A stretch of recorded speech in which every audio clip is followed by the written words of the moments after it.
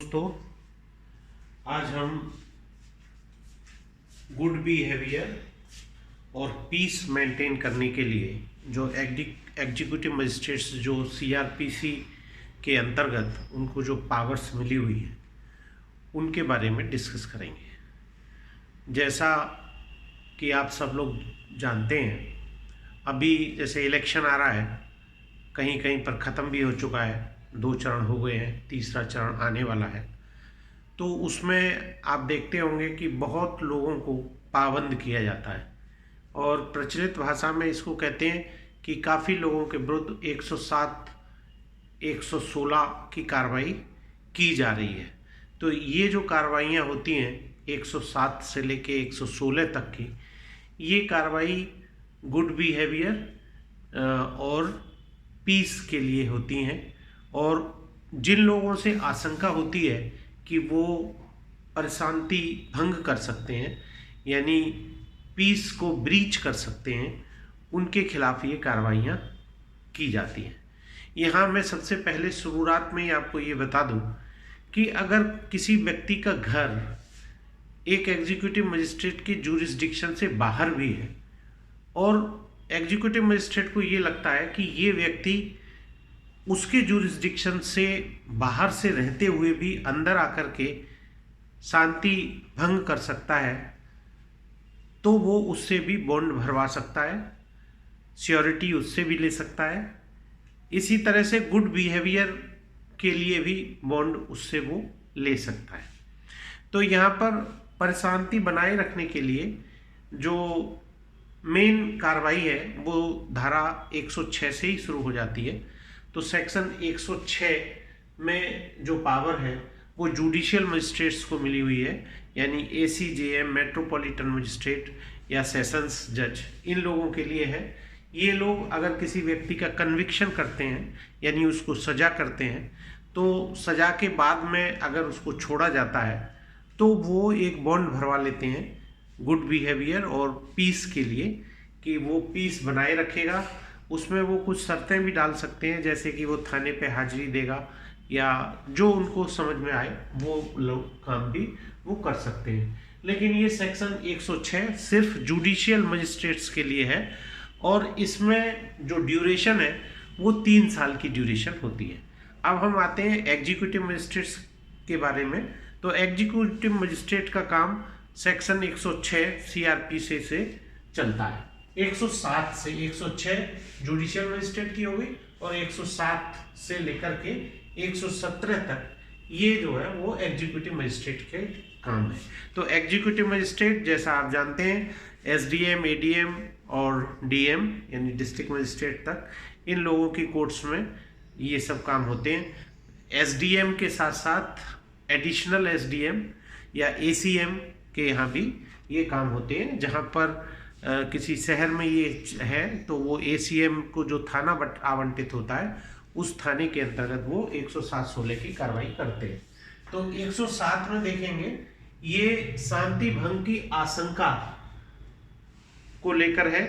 इसमें निरोधात्मक कार्रवाई की जाती है और इसमें ये देखना है कि पुलिस की आख्या प्राप्त होती है, यानी कहीं ना कहीं से आपको कोई सोर्स होना चाहिए जहाँ से आपको ये मिले कि ये व्यक्ति प्रॉब्लम कर सकता है। ये सोर्स पब्लिक भी हो सकती है। तो हम ज़्यादातर देखते हैं कि हम पुलिस की आख्या पर ही कार्रवाई करते हैं। तो पुलिस आख्या देती है और उसके आधार पर कार्रवाई करते हैं।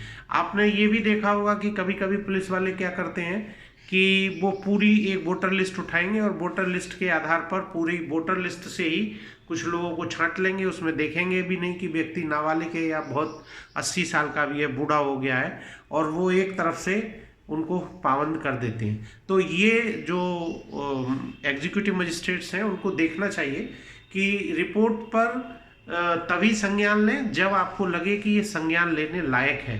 ऐसा नहीं है कि पुलिस ने आपको भेज दी और आप मैकेनिकली उसके आधार पर कार्रवाई कर दें। पहले थोड़ा सा उसका परीक्षण कर लें और आपको भी लगता है कि हाँ ये आख्या सही है, इस पे 111 के नोटिस जारी किए जा सकते हैं, तभी आप उनको 111 का नोटिस जारी करें। और 111 का जो नोटिस है उसमें आप ये देख लें कि जब आप जारी करें तो पुलिस की जो आख्या है उसका भी उसमें वर्णन आना चाहिए, और साथ ही साथ आप क्या लेंगे उनसे, सियोरिटी लेंगे, पीवी लेंगे, इसका भी वर्णन होना चाहिए। साथ ही साथ ड्यूरेशन का भी वर्णन होना चाहिए कि आप उनको 6 महीने के लिए पाबंद करेंगे या क्या करेंगे, कितने पैसे से पाबंद करेंगे। ये सब चीज़ें आपको सीआरपीसी सेक्शन 111 के अंतर्गत जो आप नोटिस निर्गत कर रहे हैं उस पर आपको देखना होगा। उसके बाद में 108 में आते हैं।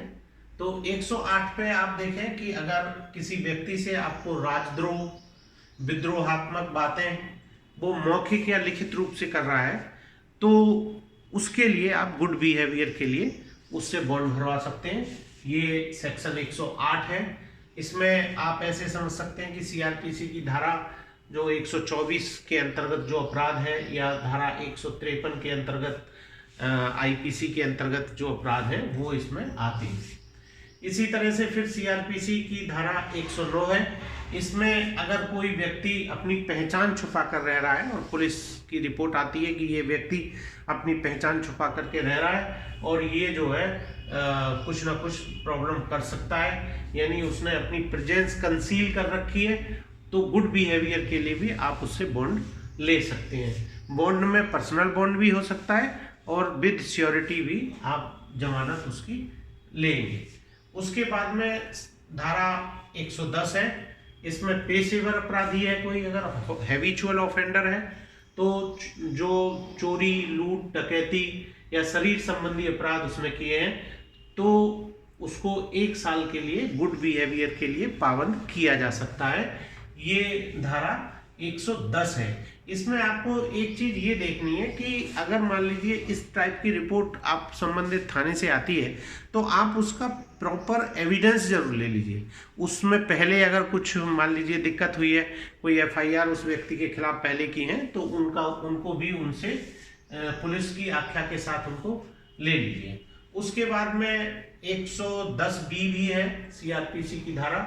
इसमें अगर कोई व्यक्ति किसी अपराधी को पनाह देता है, उस केस में धारा 110C के अंतर्गत किडनैपिंग, एब्डक्शन, ईसी एक्ट या अनटचेबिलिटी, इस तरह के जो अपराध हैं उनके लिए आप गुड बिहेवियर के लिए उनसे बॉन्ड भरवा सकते हैं।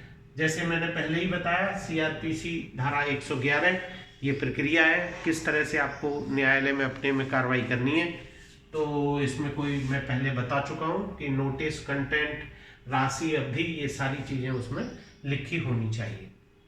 उसके बाद सीआरपीसी की धारा 112 में कोर्ट की प्रोसीडिंग है। अगर व्यक्ति न्यायालय में है, तो अगर आदमी न्यायालय में ही है तो आप उसको न्यायालय में ही उसको बताएंगे कि क्या रिपोर्ट उसके खिलाफ प्राप्त हुई है। अगर वो समझ नहीं रहा है तो उसको थोड़ा एक्सप्लेन करके भी आप उसको बताएंगे।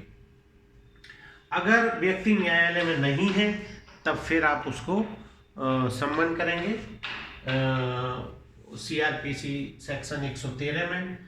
फिर 114 में कंडीशन है, 115 में उससे बॉन्ड साइन करने की अपेक्षा की जाती है, और इसका जो ट्रायल होता है वो एग्जीक्यूटिव मजिस्ट्रेट उसी तरह से करता है जैसे सम्मानीय केस में होता है।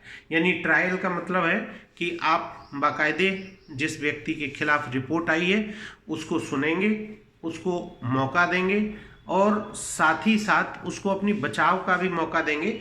और जहाँ से रिपोर्ट आई है, यानी सरकार की तरफ से जो जिस थाने से आई है, उस थाने के जो संबंधित एसआई है या एसओ है उनके बाकायदे बयान कराएंगे, और उसके बाद में आप अपनी इंक्वायरी करेंगे कोर्ट के थ्रू, और उस इंक्वायरी में साक्ष्य वाक्ष्य लेने के बाद में अगर आपको लगता है कि रिपोर्ट सही है, तब जो है बॉन्ड भरवाने की कार्रवाई उनसे करी जाएगी।